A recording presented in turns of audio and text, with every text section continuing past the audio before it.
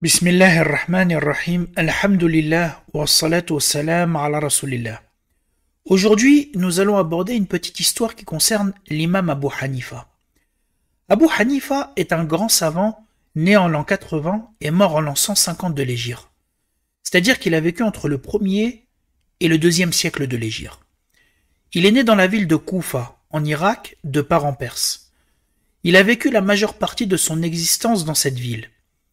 Abu Hanifa est connu pour avoir fondé la première école juridique parmi les 4 écoles connues aujourd'hui, c'est-à-dire l'école ou ce que l'on appelle le madhab hanafite.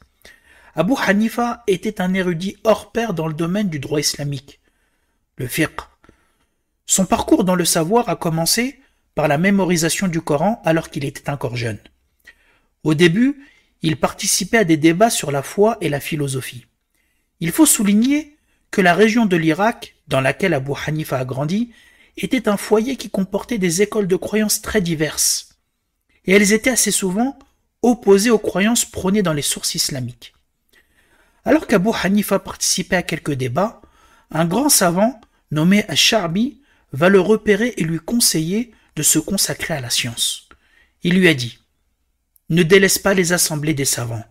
Je vois en toi une intelligence et une activité très brillantes. » Abu Hanifa s'est alors éloigné des polémiques stériles pour se consacrer à l'étude de la science et en particulier à l'étude du fiqh, le droit islamique. Il a étudié essentiellement dans la ville de Koufa en Irak auprès de la génération des tabi'in. Les tabi'in, c'est ce que l'on appelle les successeurs, c'est-à-dire la génération qui a côtoyé les compagnons du prophète sallallahu alayhi wa sallam. Il est également parti étudier à la Mecque et à Médine. Abu Hanifa va être très assidu au cours de son principal maître appelé Hammad ibn Abi Sulaiman, qu'il va fréquenter pendant 18 ans. Après la mort de son maître, Abu Hanifa a pris sa place et il a commencé à enseigner jusqu'à devenir la grande référence que l'on connaît aujourd'hui. J'aimerais m'attarder sur 2 points à propos d'Abu Hanifa en guise d'introduction avant de raconter l'histoire qui le concerne. Le premier élément, c'est que Abu Hanifa a grandi dans une famille aisée. Son père et son grand-père étaient des marchands. Durant sa jeunesse, Abu Hanifa fréquentait le marché. Il s'adonnait au commerce jusqu'au jour où il a décidé de se consacrer à la recherche du savoir. Pour autant, il n'a pas abandonné totalement le commerce. Il est resté marchand jusqu'à sa mort, et on rapporte qu'il avait un associé pour gérer ses affaires. Il parcourait les marchés, faisait du commerce durant son temps libre, et il étudiait la vie réelle comme il étudiait le fiqh et les hadiths. Abu Hanifa avait donc une véritable connaissance de la vie économique de son époque. Cela lui permettait d'avoir des avis juridiques très pertinents, qui prenaient pleinement en compte le contexte. Il a d'ailleurs été comparé par beaucoup dans son commerce à Abu Bakr as-Siddiq, le compagnon du prophète sallallahu alayhi wa sallam, pour sa droiture dans les affaires. Il se souciait de l'intérêt du vendeur avant de se soucier de son propre intérêt. Et il ne profitait jamais de l'ignorance des gens pour les arnaquer. Deuxième point, c'est que la plupart du temps, on évoque Abu Hanifa pour parler de sa connaissance et de ses avis juridiques. Et cela est louable, c'est normal. Mais on évoque moins souvent la personnalité extraordinaire d'Abu Hanifa. Abu Hanifa n'était pas qu'un savant du droit islamique et des règles à respecter. C'était aussi un homme profondément pieux qui pratiquait le jeûne la journée et veillait la nuit. C'était également un homme d'une intelligence supérieure, qui se distinguait par la profondeur de sa pensée et de sa vision. Il avait une parfaite connaissance de l'âme humaine et de la vie en général, dont il a expérimenté les bons comme les mauvais côtés. Je vous cite un extrait des conseils qu'Abu Hanifa a donné à l'un de ses étudiants et qui montre sa longue expérience dans les relations humaines. Il a dit « Sache que lorsque tu fais du tort à 10 personnes, elles deviennent pour toi des ennemis, même si elles étaient pour toi des mères et des pères. Cependant, si tu es bon avec 10 êtres humains qui n'étaient pas tes proches, ils deviennent pour toi des mères et des pères. Et un entourage qui te fasse connaître les gens de bien. Visite ceux qui te visitent comme ceux qui ne te visitent pas. Traite bien ceux qui te traitent bien comme ceux qui te nuisent. Accepte le pardon et ordonne le bien. Ne t'occupe pas de ce qui ne te concerne pas et abandonne tout ce qui te porte préjudice. Sois amical avec les autres dans la mesure du possible. Diffuse la paix, même chez les pervers. N'impose pas aux autres ce qu'ils ne pourraient assumer. Désire pour eux ce qu'ils désirent pour eux-mêmes. sois bien intentionné à leur égard, sois sincère et laisse de côté l'orgueil. Ne trahis surtout pas, même s'ils trahissent. Reste confiant, même lorsqu'ils te sont déloyaux. Retranche-toi dans la piété. Fréquente les hommes de religion et traite-les le mieux possible. Vous voyez donc qu'Abu Hanifa était très attaché à la bienfaisance et à la haute moralité, qui était devenue pour lui comme une seconde nature. On peut dire qu'Abu Hanifa était un fin psychologue et un connaisseur des questions sociales.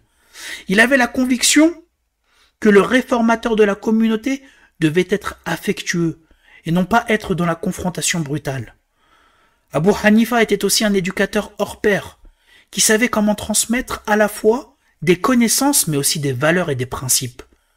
Il savait comment former des gens afin qu'ils associent le savoir et la pratique, la connaissance et le bon comportement.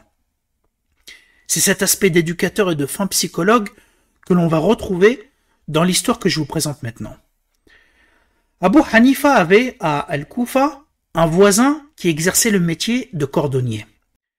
Ce voisin travaillait toute la journée, et le soir il rentrait chez lui avec de la viande qu'il cuisait ou du poisson qu'il grillait. Il se mettait ensuite à boire du vin. Quand le vin lui montait à la tête, il se mettait à chanter d'une voix mélodieuse les vers suivants. « Vous m'avez abandonné, et quel homme vous avez abandonné, en un jour difficile où mes brèches ont besoin d'être colmatées. » Il ne cessait donc de boire et de répéter ces vers jusqu'à ce que le sommeil le gagne. Abu Hanifa, qui passait ses nuits en prière, s'était habitué au bruit et à ce tapage nocturne. Une fois, Abu Hanifa a commencé à s'inquiéter à son sujet parce qu'il ne l'avait pas entendu depuis plusieurs nuits successives. Il s'est enquis de ces nouvelles et on l'a informé que ce voisin avait été arrêté par la police et qu'il était en prison. Abu Hanifa a accompli la prière de l'aube, du Fajr, il a enfourché sa mule et il s'est rendu au poste de police. Il a demandé l'autorisation d'entrer auprès du gouverneur de Koufa, donc le chef, et par respect pour Abu Hanifa, le gouverneur a dit à ses hommes « Faites-le entrer et ne le laissez pas descendre de sa mule. Je veux qu'il marche avec sa mule sur le tapis. » Par respect et considération pour Abu Hanifa et sa science. Le chef de la police l'a reçu courtoisement et lui a dit « Quelle est ta requête pour que l'on puisse la réaliser ?» Abu Hanifa a répondu « J'ai un voisin cordonnier qui a été arrêté par les policiers depuis quelques jours. Est-ce que vous pouvez le libérer ?»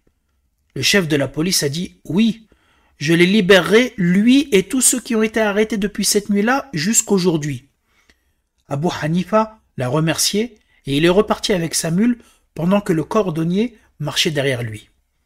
Lorsqu'ils sont arrivés devant chez eux, le jeune a commencé à remercier Abu Hanifa et à le complimenter.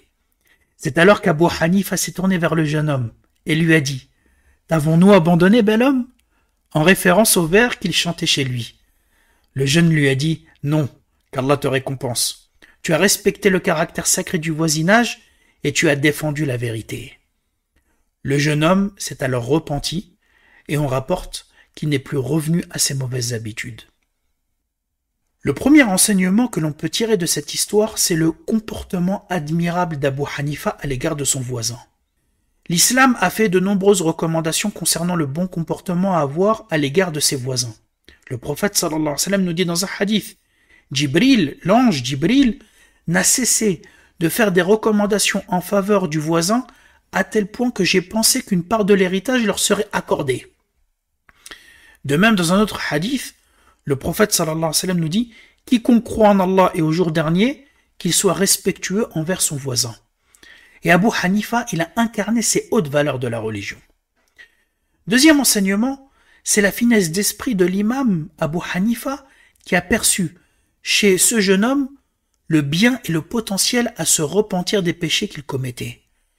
Lorsque le jeune homme s'est fait arrêter par la police et qu'il a goûté aux mauvaises conséquences de ses actions, Abu Hanifa a intercédé en sa faveur comme un père ou un grand frère, et lui a même cité le vers de poésie que le jeune clamait lorsqu'il était ivre, comme pour lui dire « Je n'étais pas inattentif à ton état, et à ce que tu pouvais dire.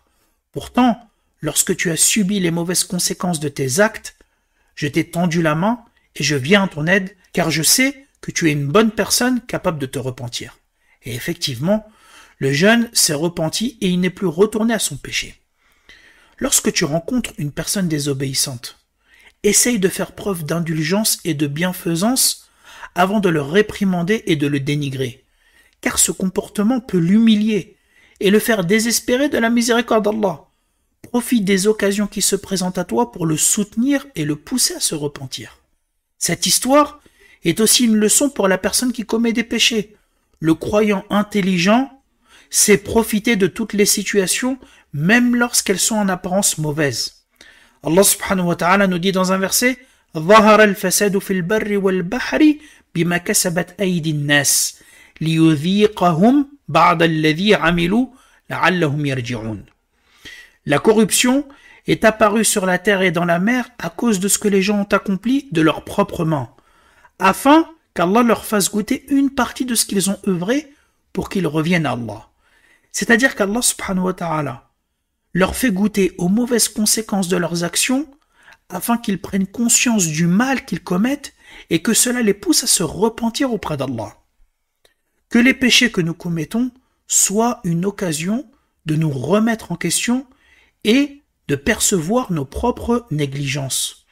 Car comme pour le jeune homme, d'une situation très délicate peut émerger une grande remise en question et un repentir sincère.